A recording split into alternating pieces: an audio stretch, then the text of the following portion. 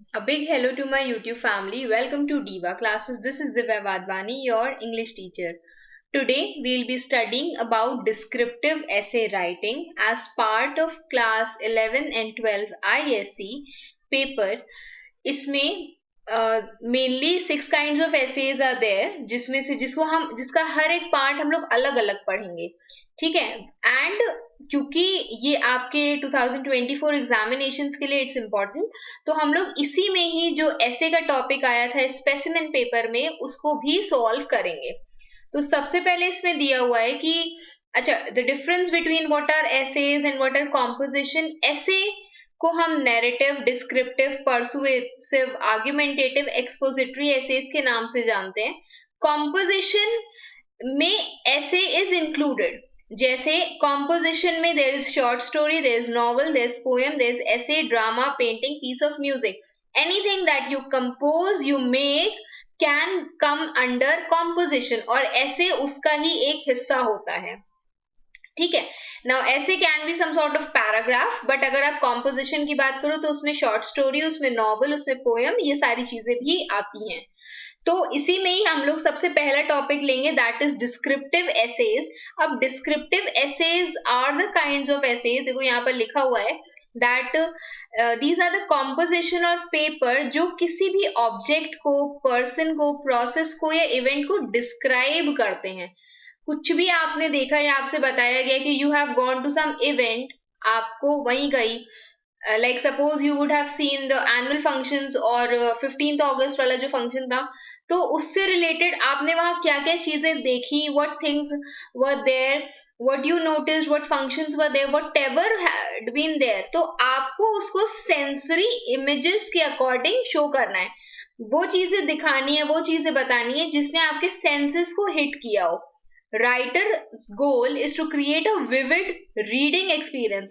कोई पढ़े तो उसे समझ में आए, उसके सामने वो पूरी चीजें विजुअल हो ऐसे करके, ठीक है। और to show instead of telling metaphorically, मतलब ऐसे करके कि द पर्सन कैन इमेजिन कि अच्छा दिस वाज एज ब्यूटीफुल और in in comparison to this thing, तो आप वैसे भी उसको यूज कर सकते हो। Comparisons can be used. अब डिस्क्रिप्टिव एसेज के कुछ goods and bads, dos and don'ts, जिसमें सबसे पहले दिया हुआ you have to use all 5 senses.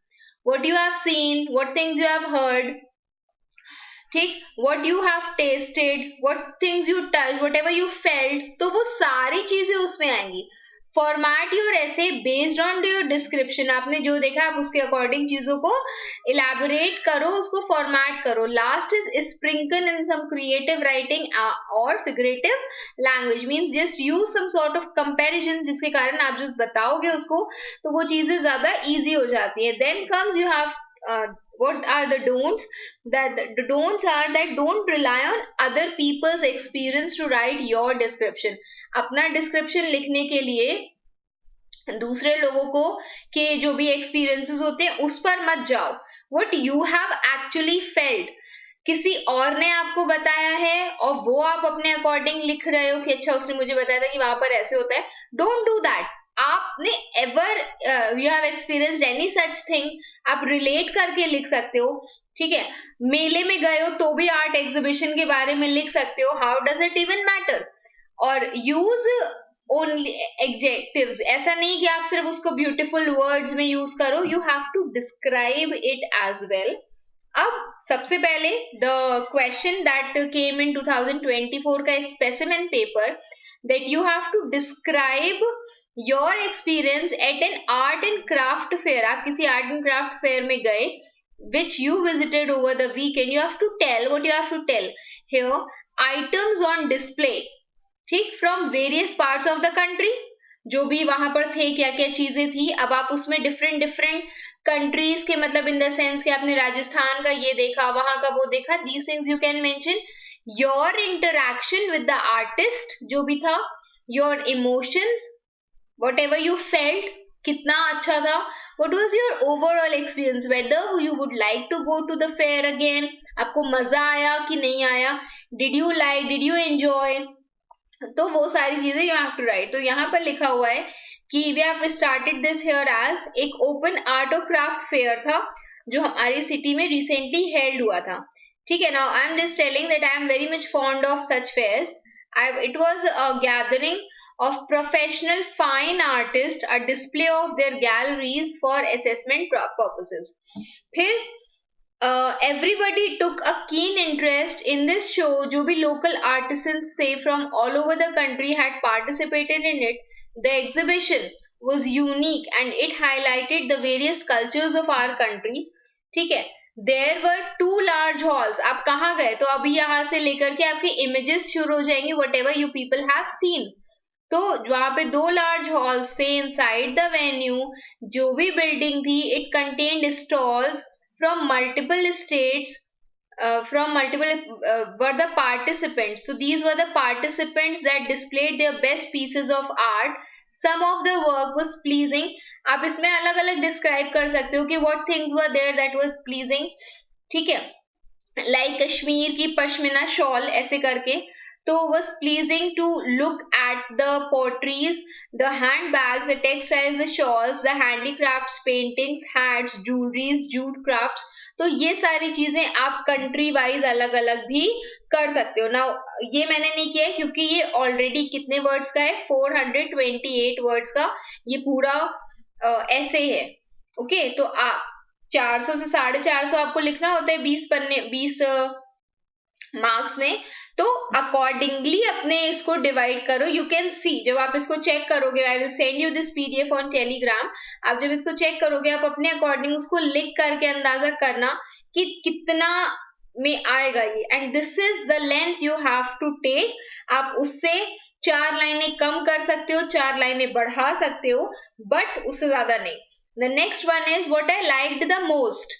मुझे सबसे ज्यादा वहां क्या पसंद आया was a camel statue that was made of clay and it was displayed in the Rajasthan state stall.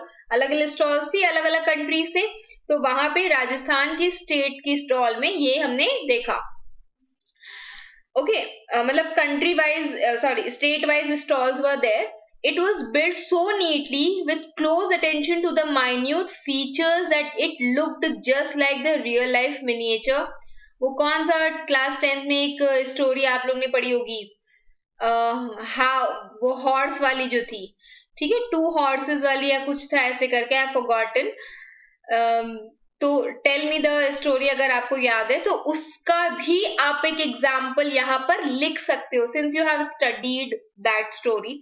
I purchased that piece from the artist so that I could gift that piece to my mother for her upcoming birthday, oncoming birthday.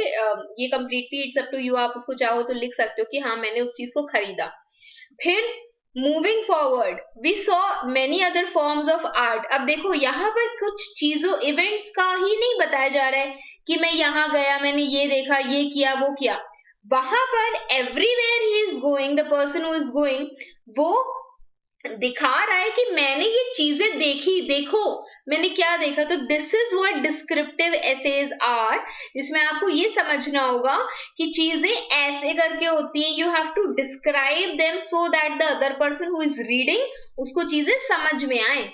Okay. तो क्या क्या चीजें थी उसमें other forms of art में? Handicrafts were there, there were wood carving, there were stone carving, there were jewellery making और other many others. I was extremely impressed your emotion by the work of the artist as I had never realized the efforts they have put behind their work.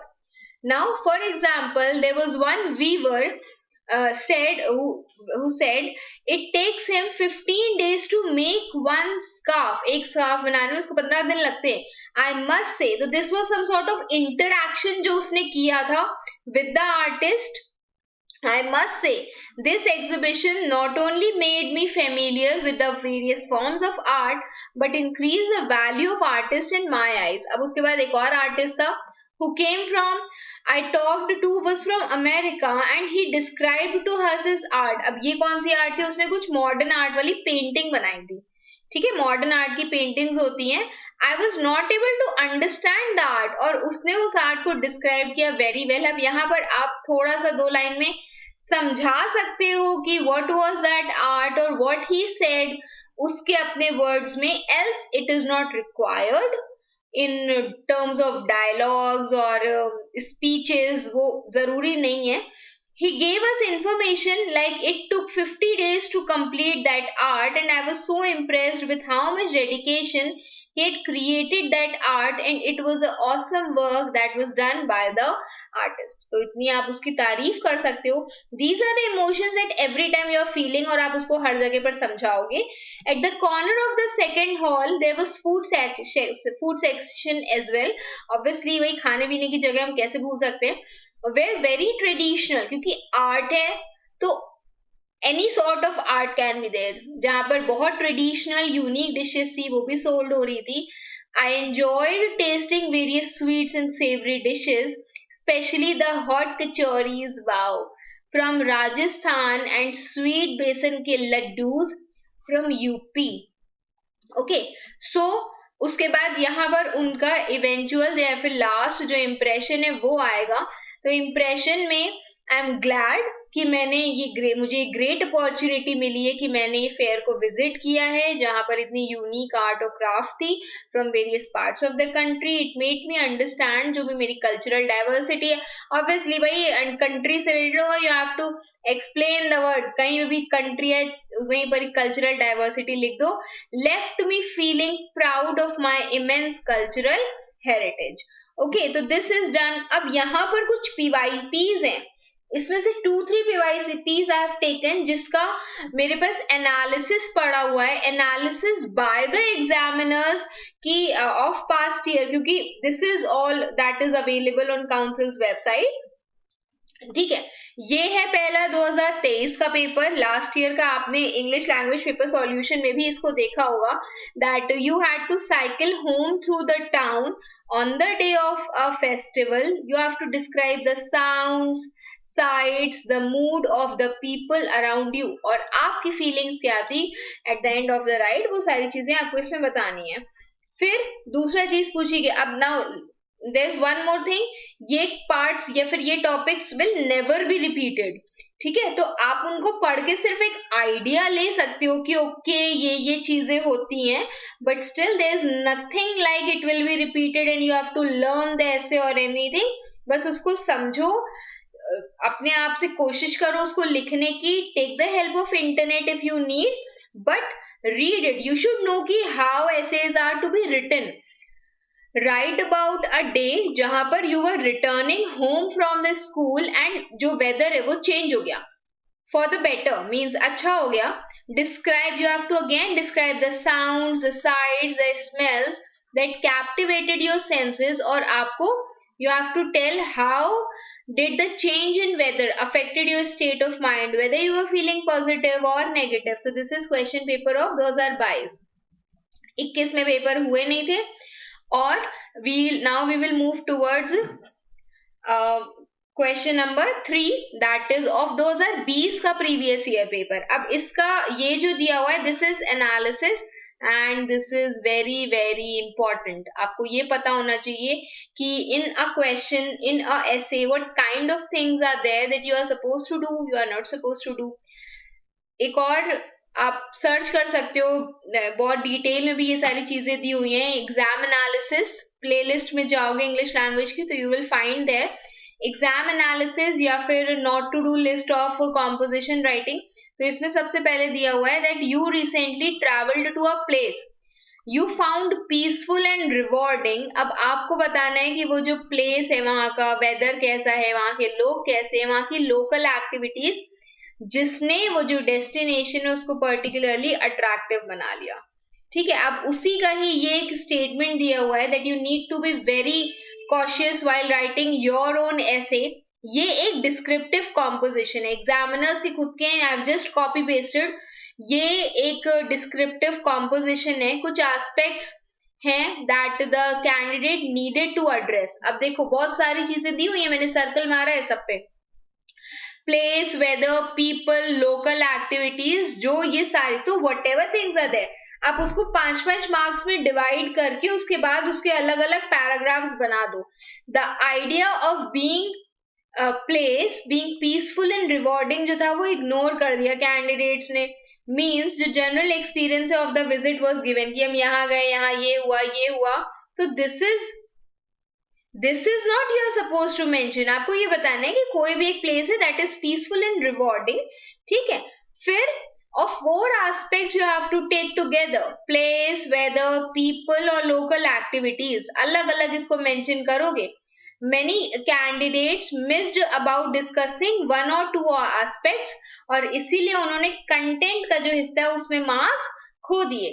So means some of them forgot to describe weather, people, local activities. कुछ ना कुछ उन्होंने miss कर दिया. कुछ candidate से जिन्होंने एक जनरल डिस्क्रिप्शन दे दिया प्लेस का, हम वहां गए, वहां पे ये थी चीज थी, वहां पे ये था, ये वाली प्लेस थी. तो describing along with what you are feeling, your own emotions are equally important. Personal element इसमें होना चाहिए. Okay, your own emotions. आपको कैसा लगा था? Okay, if you are having something to eat, the food is delicious. तो ऐसे adjectives भी आप यूज करोगे along with it. You are seeing something, it is fascinating. ठीक है. Many candidates wasted words in describing the journey to a place that was not required. Very good. अब देखो इसमें एक चीज और समझो. कहाँ गया मेरा क्वेश्चन? हाँ, क्वेश्चन कहता है कि आप ऑलरेडी एक प्लेस पर हो. Okay, you have travelled to a place. आप उस जहां पर हो बस वहीं से उसको शुरू कर दो. कहाँ गया?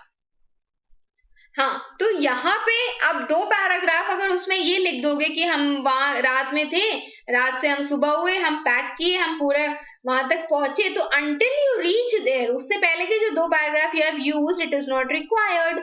The number of essays जो हैं वो narrative थे, जिसमें समर और विंटर वेकेशन दे दी गई, हम यहाँ गए, हमने ये किया. Not required. Some candidates misunderstood place for relatives place. You have to tell कि आप जहां भी गए हो वहां पे आपने कौन कौन सी स्पेसिफिक चीजें देखी हैं. Near by places, temple, safari, जो आपको नहीं लिखना था. They also got confused between weather and climate. बचपन में पढ़ा होगा तुम लोगों ने इनका difference. And failed to adequately write on weather. Some did not write on this point. और कुछ लोगों ने लिखा नहीं. लोकल एक्टिविटीज में क्या था?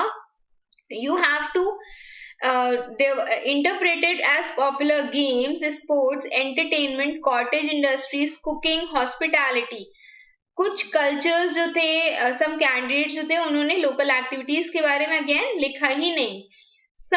Something that is very unique at that place can come under the local activities. Some also wrote how they found the place peaceful and rewarding. जो आपसे नहीं पूछा गया कि ये place peaceful and rewarding क्यों है. That is only sufficient.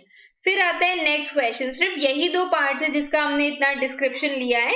Else बाकी सारे questions you can just read it, find the solutions, write it on your own, that is sufficient. but उससे ज्यादा आपको बस डिस्क्रिप्शन पर करना है कि whenever you are writing something, it should be beautiful to read, for you to imagine, for someone else to read. You had gone on a trekking expedition जहां पर you were there with a group of friends. जैसे ही night came, you realized that you were separated from the group. You have to describe your initial feelings, the place you got lost, जहाँ पर आप खो गए वो भी आपको describe करना है. And you have to tell how did you reunite with the people. ठीक है. तो यहाँ पर क्या चीजें पूछी गई हैं? Your initial feelings, जो प्लेस थी आप विजिटेड की, आपने विजिट की और आपने वो मतलब और कैसे, how did you spend the night, जो आपने उससे पहले बिफोर यू रीयूनाइटेड, उससे पहले आपने उसको कैसे, how did you spend the whole night. तो ये क्या है? दिस इज अगेन डिस्क्रिप्टिव ऐसे, जहां पर you are going to write about a trekking expedition with a group of friends. You are getting separated. अलग अलग देखो कॉमास लिखे हुए हैं. इनिशियल फीलिंग्स क्या थी और उसके बाद आपने नाइट कैसे अकेले स्पेंड की. Although a large number of candidates जो है उन्होंने composition attempt किया. बहुत सारे लोगों ने word of trekking they misunderstood. They were either unable to understand what it meant or thought it was an ordinary trip to a hill station, a beach or even a mall. ठीक है. तो पहाड़ पे चढ़ रहे हो भाई, Secondly, many candidates did not write about the separate parts of the topic. Very important. अभी हमने बोला था कि उसको हिस्से में डिवाइड कर लो, अपने ही पास कहीं वहां सर्कल बना करके कॉर्नर में छोटा सा लिख लो कि भाई ये 4-5 चीजें हैं, ये 4-5 पॉइंट्स हैं जिनको हमको फोकस करना है. Some did not spend the night alone, got lost with a group of friends, found a village, spend the night. भाई आपको कहीं ये नहीं लिखना है उसमें कि हम विलेज में थे, वहां पे हमने लोगों के साथ रुके. You have spent the night alone. Very clearly written. Many candidates wrote details about preparing for the trek, जिसको आपको नहीं लिखना है, and the journey, and then in the last 100 words begin the trek. Got lost, spent the night and were miraculously reunited with the group next day. और अचानक से magic हो गया और वो लोग अगले दिन मिल गए. तो ये चीजें आपको बहुत ध्यान में देनी होंगी कि ऐसे करके आप उसको नहीं लिखोगे. अब देखो डिस्क्रिप्टिव में what things you are supposed to write is what you hear. आपने क्या सुना, ये तो देखो स्पेसिफिकली दिया होता है, क्या देखा, what you smelled, what you touched, what you tasted. फिर कुछ स्पेसिफिक एडजेक्टिव्स कि आपने कोई चीज देखी तो वो ऐसी है, एडवर्ब्स. बी, लुक, सीम के वर्ब्स कि मैंने ये सारी चीजें देखी. It looked like that, it seemed like that. No vague formulations please. कुछ भी ऐसा दैट द एग्जामिनर रीड्स उसको नहीं समझ में आएगा, सो कुछ भी you are not suppose to write. फिर what were your feelings, memories, association. आप उस चीज को क्या किसी और चीज से एसोसिएट कर सकते हो, ठीक. And if any similes, metaphors और सिंबल्स आर देयर जिनको आप डिस्क्राइब कर सकते हो, means description can also be there. It should be good जहां पर आप कंपैरिजन कर सकते हो. तो ये और कुछ दो एग्जाम्पल्स हैं ऐसे इसके that you have recently moved to your neighborhood, जहां पर आपको अपना नया नेबरहुड बताना है. अब अगेन इसमें जर्नी नहीं बतानी है भाई कि हम यहाँ गए, ये हुआ, कुछ नहीं बताना है.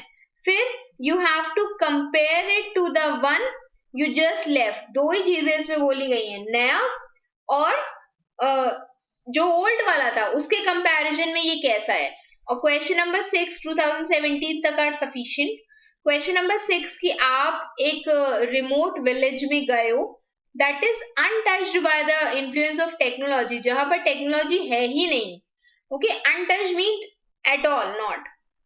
You have to describe the village people, उनका जो रूटीन है. भाई वहां पे फोन नहीं है, कुछ नहीं है, और एटलीस्ट वन पर्सन जिससे आप वहां पर मिले. आपको कैसा लगा when you went there, how did you feel at first, and आपकी feelings when you returned from that place तो कैसी थी, ठीक. तो these are the few examples the previous year papers that you have written है. और इसके बाद अच्छा एक और चीज थी इसमें. अब हमें इवेंचुअली क्या चीजें समझ में आई, ठीक है. डिस्क्रिप्टिव में दो चीजें, that all the parts of the essay, ठीक है, are to be considered. उसके बारे में मतलब you have to write for about each of the parts you have been asked for. और दूसरी चीज इसमें क्या बोली गई है, that it is, how poor my handwriting is on the pen tab, it is different from narratives, ठीक है, जिसको हम नेक्स्ट पार्ट में डिस्कस करेंगे, नैरेटिव एसेज को. तो ये नैरेटिव से डिफरेंट होती है. नैरेटिव्स में आप इवेंट को डिस्क्राइब करते हो, ये हुआ मतलब एक सीक्वेंस ऑफ इवेंट्स है, आप उसमें हर एक चीज का डिस्क्रिप्शन, सेंसरी डिस्क्रिप्शन नहीं दे रहे हो. But here you have to describe the things कि अगला जो पढ़े उसको इमेजिन हो. तो I hope you have understood this much. कुछ नहीं समझ में आया है, you can mention it in the comment box. Keep preparing for your exams. Best wishes. Thank you.